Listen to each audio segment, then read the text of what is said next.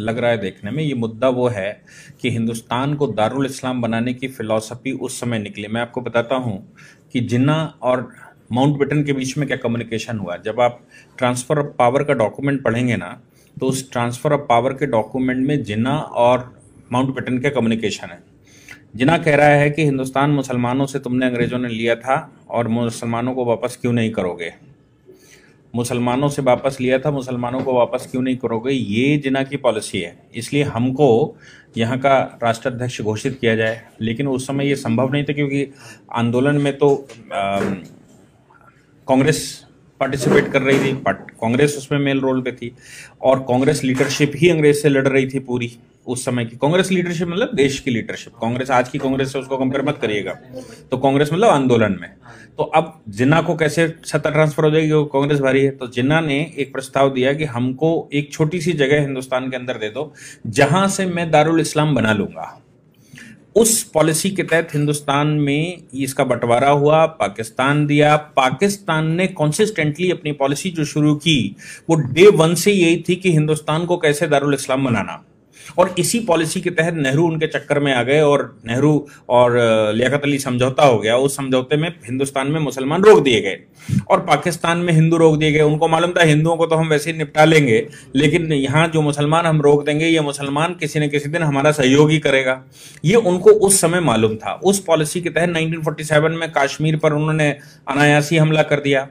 1962 में चाइना से हमारा वॉर हुआ, हम थके बड़े बैठे हुए थे। 1965 में बिना किसी कारण के नेहरू के मरने के बाद जब शास्त्री जी सत्ता में बैठे तो शास्त्री जी के खिलाफ अपने आप उन्होंने युद्ध कर दिया बिना किसी कारण के, क्योंकि उनको एक कंसिस्टेंट पॉलिसी है कि हिंदुस्तान पर कब्जा कैसे करना, इसको दारुल इस्लाम कैसे बनाना। अब इस दारुल इस्लाम बनाने की पॉलिसी में ही उन्होंने वो कारगिल का सब षड्यंत्र रचा। उसके बाद फिर उन्होंने इनडायरेक्ट टेररिज्म भेजा और टेररिज्म भारत में फैलाया। फिर वहां से उन्होंने बाया दुबई रूट, बाया और तमाम तरह के रूटों से हिंदुस्तान में मुस्लिम पॉपुलेशन कैसे बढ़ाई जाए इसकी व्यवस्था, और हिंदुस्तान के मुसलमान को कैसे बरगलाया जाए और इस्लाम के नाम पर हिंदुस्तान में कैसे डिस्टर्बेंस किया जाए, इसके लिए उन्होंने भरसक वहां से प्रयास करना शुरू किया। हिंदुस्तान में पॉपुलेशन कैसे बढ़े, इसके लिए वहां से इस्लामिक स्कॉलर्स भेजे जिन्होंने भारत में आकर कहा ये तो अल्लाह की देन है और पॉपुलेशन तो अल्लाह देते हैं, ये वही दे रहे हैं वही खिलाएंगे, ये सब दुनिया भर की बात हुई। इस पॉलिसी को भारत में फल फूल में 70 वर्ष लगे और खूब फल फूल गया। समस्या ये आई कि 2014 में जो सरकार बैठी उस सरकार ने इस पॉलिसी को कंट्रोल करने के लिए कुछ काम करना शुरू किया।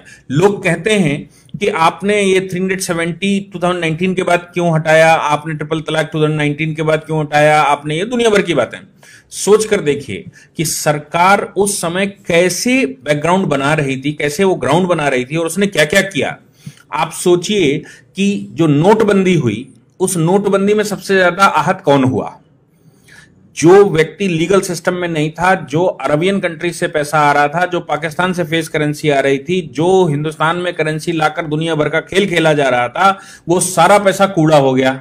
और कूड़े का मतलब ये हो गया कि वो लोग जो पाकिस्तान सपोर्टेड थे, बिना किसी रिटर्न भरे, बिना किसी लीगल सिस्टम में आए पैसा लगा रहे थे, उनका पैसा सब रद्दी हो गया।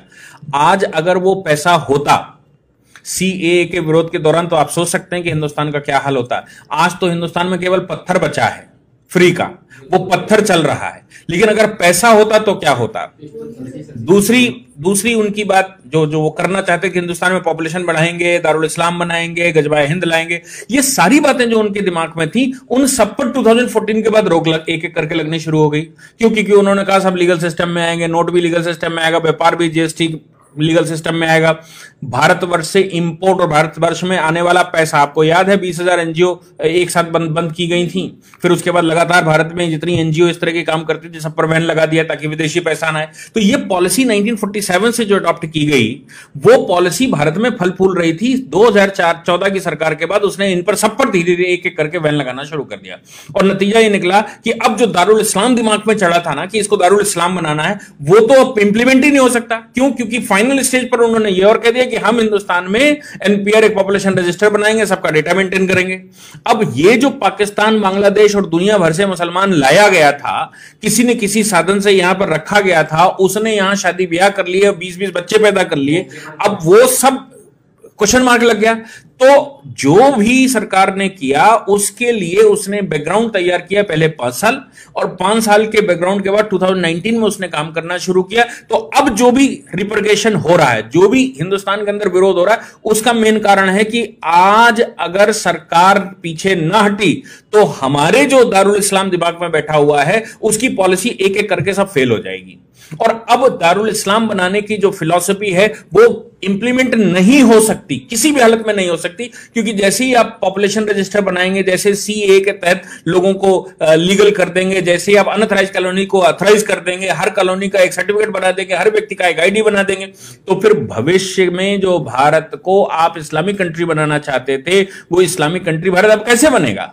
क्योंकि इस्लामिक कंट्री नहीं बन सकता, इसलिए आज इसका विरोध करके वो कोशिश कर रहे हैं किसी न किसी तरह से भारत की जो सरकार है आज की, इस सरकार को हिला दिया जाए, ताकि हमारी जो पॉलिसी पिछले 70-75 साल से चल रही थी with the support of Pakistan and Bangladesh, वो पॉलिसी इंप्लीमेंट हो जाए और 10 वर्ष केवल और रुक जाइए।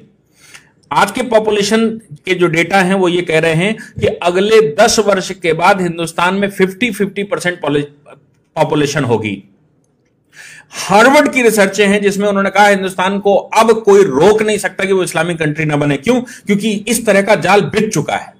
और जिस समय इस्लामिक कंट्री भारत में 50% से ऊपर आबादी मुसलमान हुई, उस समय सारे देश जो 56 देश मुसलमानों के जो वहां पर हुआ वही हाल यहां पर भी हो सकता है।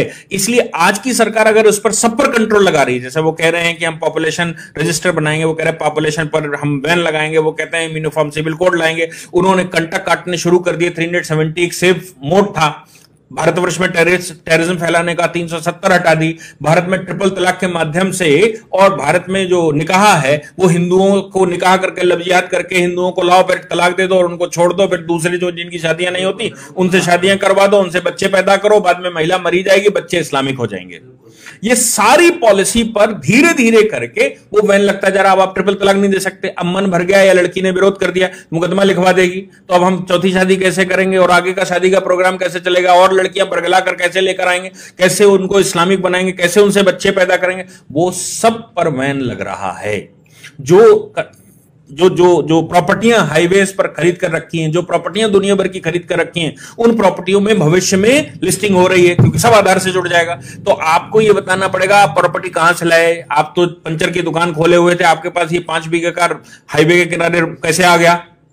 ये पॉलिसी, इसी को ध्यान में रखते हुए वो असम का जो वो कह रहा था ना शरुल इमाम कि असम की नेक हमने पूरी घर कवर कर रखी है, दोनों तरफ हम लोग हैं और वहां से फौज आएगी तो हम उनको जाने नहीं देंगे।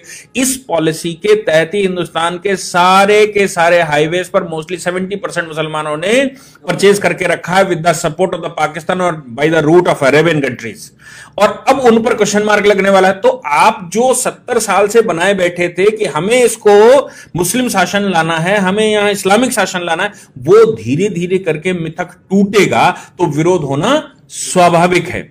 इसलिए आज की सरकार का विरोध इस बात का नहीं, क्योंकि सीएए में तो कुछ ऐसा है ही नहीं ना जो विरोध करने लायक हो। विरोध सिर्फ इस बात का है कि आप जो करने वाले हैं, भविष्य में जो कर सकते हैं, उसका जो आपने प्लेटफॉर्म बनाकर रखा है, उस प्लेटफॉर्म को ही हम चरमरा देंगे। और जिस दिन वो प्लेटफॉर्म गिर जाएगा उस दिन हिंदुस्तान को दारुल इस्लाम बनाने से कोई रोक नहीं पाएगा। बाकी पॉपुलेशन थोड़ी सी बचेगी, जैसे पाकिस्तान में 23% बचे थे, कहीं 27% बचे थे, बाकी वो सब खत्म हो गए ना धीरे धीरे करके। हिंदुस्तान में भी 50% से ऊपर पॉपुलेशन होगी तो धीरे धीरे वो मार देंगे। जैसे कश्मीर में उन्होंने 1989 में किया था कि कश्मीरी पंडितों को पहले समझ नहीं आया, लेकिन जिस समय उनकी पॉपुलेशन बढ़ गई उसने मारपीट के बराबर कर दिया और कश्मीर घाटी खाली करवा दी। हिंदुस्तान भी ऐसी ही पॉलिसी के तहत करने की तैयारी है। बंगाल आप आज का देख लीजिए, बंगाल में प्लेटफॉर्म पर लोग बैठे हुए हैं, ट्रेनें नहीं चलने दे रहे। असम की हालत कुछ जगहों की देख लीजिए, जम्मू कश्मीर हम पहले से देख चुके हैं, केरला की हालत देख लीजिए, दिल्ली की हालत देख लीजिए कि दिल्ली में कोई काम नहीं होने दे रहे, पुलिस की गाड़ियां नहीं निकलने दे रहे, सामान्य आदमी का जन सैलाब नहीं निकलने दे रहे, सामान्य गतिविधियां नहीं होने दे रहे। ये पॉलिसी के तहत हो रहा था। इसको बस इतना हो गया कि सरकार देर से आई, लेकिन सरकार ने पहले बेस बनाकर इस तिलिस्म को तोड़ना शुरू किया। अब तोड़ना शुरू किया तो आगे भविष्य का भारत कैसा होगा यह दिख रहा है। और अगर भविष्य का भारत आज न बना इस सरकार के द्वारा तो हिंदुस्तान समाप्त हो चुका है। जिन्ना की पॉलिसी जिसके तहत उसने पाकिस्तान लिया था और जो उसने कहा था कि एक छोटे से कुनबे को कोने को लेकर हम हिंदुस्तान को पाकिस्तान बना लेंगे, हिंदुस्तान पर शासन ले आएंगे, वो हो चरितार्थ होता दिखाई दे रहा है। अगर आज सरकार को सपोर्ट ना हुआ और आज सरकार ने काम किया, आज अगर रिटेलिएशन ना हुआ, चाहे उसके लिए सरकार को गोलियां चलानी पड़े, चाहे सरकार को कोई एक्टिविटी करनी पड़े, कोई स्टेज आनी पड़े, सीरिया में जैसे आज हो रहा है, करना पड़ा ना, बाद में बम फोड़ने पड़ते हैं ना, बाद में मिसाइलें चलानी पड़ती है ना, तो क्यों नहीं आज चलाते? आज चलाकर आप वो सिचुएशन रोक सकते हैं और आपके पास कोई और दूसरा रास्ता बचेगा नहीं, और अभी नहीं बचा है। आपके पास भविष्य में कोई रास्ता बच नहीं सकता जब तक आप फौजें नहीं लगाएंगे। कश्मीर को आपने कंट्रोल किया क्योंकि वहां पर आपने पैरामिलिट्री फोर्सेस, मिलिट्री फोर्सेस भेजकर आपने अनडाउटेड गोली बिना किसी भेदभाव के गोली चलाने का आदेश दे दिया है कि अगर कोई भी गड़बड़ करे उसको सीधी गोली मारो, उससे पूछने की जरूरत नहीं। वो अगर आपने आज हिंदुस्तान में ना किया तो हिंदुस्तान 2040 में समाप्त हो चुका है। वर्ल्ड के किसी भी फोरम की रिपोर्ट उठाकर देख लीजिए, सब यही कह रही है। इसलिए ये पॉलिसी है, इस पॉलिसी को ध्यान में रखिए कि वो क्या करना चाहते हैं। ये कोई विरोध जो आप कहते हैं ना, विरोध कर रहे हैं किस बात का, ये कोई विरोध ही नहीं है। ये दारुल इस्लाम बनने से रोकने की प्रक्रिया जो सरकार अपना रही है उसका रिटेलिएशन है। ये सीए का रिटेलिएशन नहीं है, ये सरकार का रिटेलिएशन नहीं, सरकार की वो पॉलिसियां जिनसे भविष्य का भारत तय होगा उसका विरोध है।